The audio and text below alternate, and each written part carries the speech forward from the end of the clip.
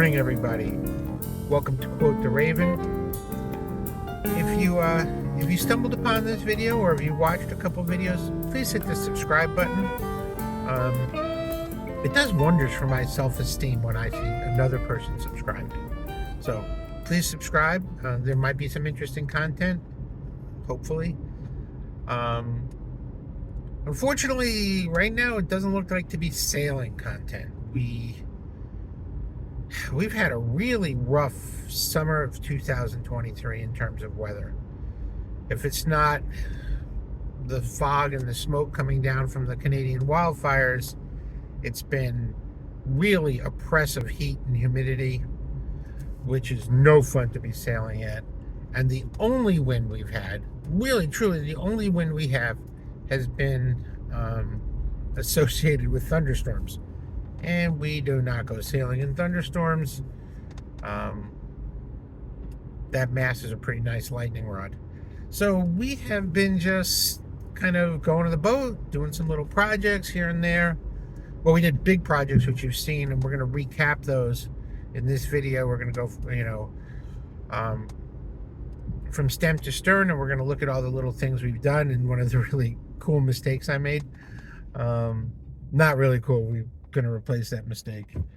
And we have guests lined up, but everything is wind and weather and tide related. And right now, the only thing we can count on is the tide. Well, as you can see from these pictures, the deck paint was in pretty horrible shape. As you can see from that tow rail, so is the woodwork. And so, in order to paint the deck, we had to first remove all the hardware. We removed all the deck hardware, all the winches, hand sanded the deck rails. Luckily, my son Hunter, who you met in It's a Tiller, was up to help. Although it probably would have been more appropriate to go with an oyster, I chose white. I thought it looks pretty good. My buddy Tom from the Stride episode thought it offset the black hull really nicely. So we replaced some of the tired fittings, like this one from the jib sheet, with brand new bronze, and replaced that tired rope with a Dyneema soft shackle. We removed all the deck hardware, including the jam cleats and the winches, the fair leads, and we replaced all that. In fact, we only put 2 of the 3 winches back because we didn't need 3. You can see there's some rust spots there at the top. So now you can see we have all the woodwork is refinished. We have the deck, the holes filled and faired and painted. There's rope clutches instead of the fair leads. New blocks were needed. The jam cleats are gone. We sanded down the cap rail there just enough to show its beauty. Here you can see in the aft part of the boat how worn out the tow rail is, and that's all been refinished. Of course, this beautiful bronze patinaed flag holder I found. And of course, you need your own burgee to go with it. We refinished the coamings and still have some work to do on the door, but you can see things are looking quite a bit better.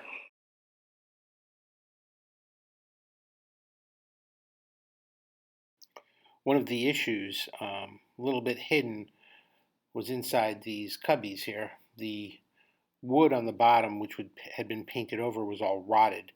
So we sanded off what we could and then put Total Boat 2-part penetrating epoxy down a number of coats, and that has really helped considerably. Added 100 watts of solar, charge controller in the cabin, and installed this plug in the bulkhead. We also took whatever white paint we had left over and did the cabin. We'll need another coat in the fall. So one of the goals of these projects was to make the boat easier to sail solo.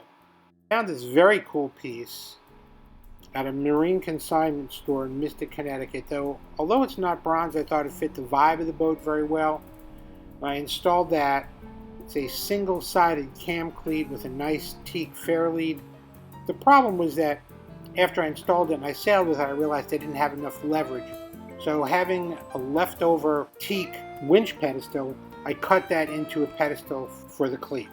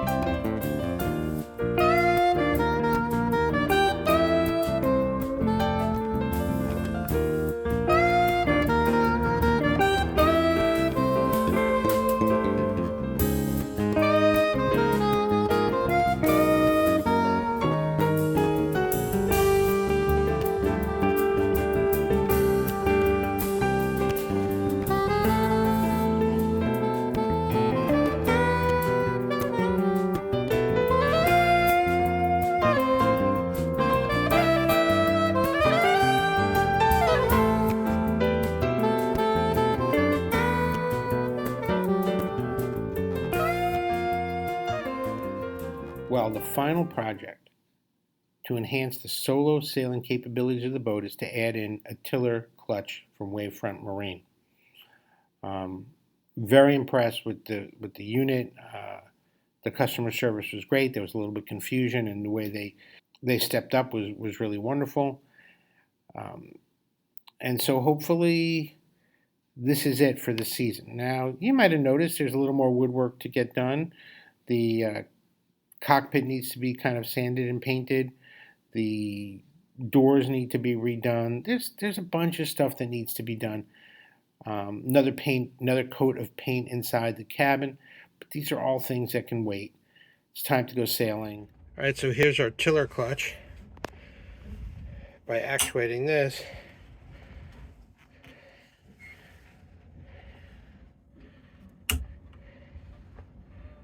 now it's tight. Connected with those really nice bronze cleats.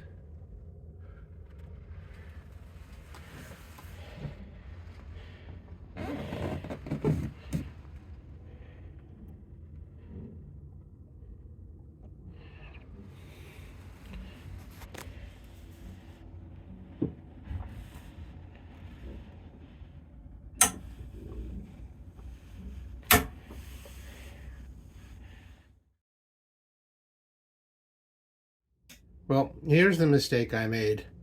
When I bought the cabin lights, I didn't realize that it was blue. So that's going to be replaced. Although it does look kind of like a 1970s disco in here. You know, I just wanted to bring a little aside here. It's something that's been kind of angering me for a couple of months now.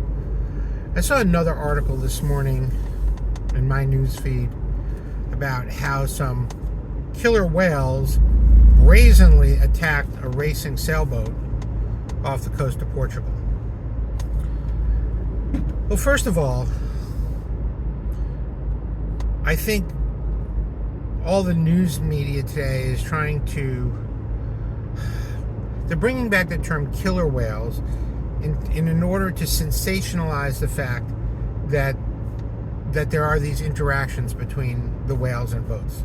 But let's look at this for a minute. First of all, they're not killer whales, they're orca. Quite in fact, they're not even whales, they're really closer to dolphins. And they have never been known to predate on humans, ever. First. Secondly, let's not forget that we are in their space. We are in their domain. They're not in ours. They're not coming into our supermarket and saying, hey, I'm going to eat people in the supermarket. No, they are in their domain, and we are and should be guests in their domain. And as guests, we should respect their domain a whole lot better than we've done. Historically, and even currently, right? We have polluted their domain. We have polluted and poisoned their food sources. We have, plastic, fishing nets, microplastics, runoff, right? There was some study some years ago that salmon who were coming up the Columbia River on the west coast of the United States had traces of cocaine in their body and other drugs that people had flushed down their toilets. Maybe legal drugs that they were no longer using. This builds up in apex predators like orca. And we have taken their domain away from them. We have changed the temperature of water and made them have, through climate change, and made them have to change where they can find food. We have polluted their food. We have polluted their water. And then we tried to demonize them by saying the killer whales are brazenly attacking ships. You know what? We don't know if they're attacking ships or if there's one matriarch named White Gladys who's going after the ships, who's teaching the youngest, or if they're just playing. We have no idea, and I don't think any scientists really know at this point. And quite frankly, the news media is just trying to sell whatever they're trying to sell. So let's try to think about where we are and what our responsibility and how we have ruined their environment.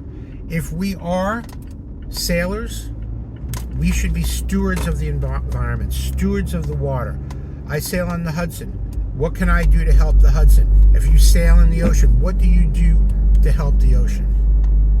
How do you help? How do you help?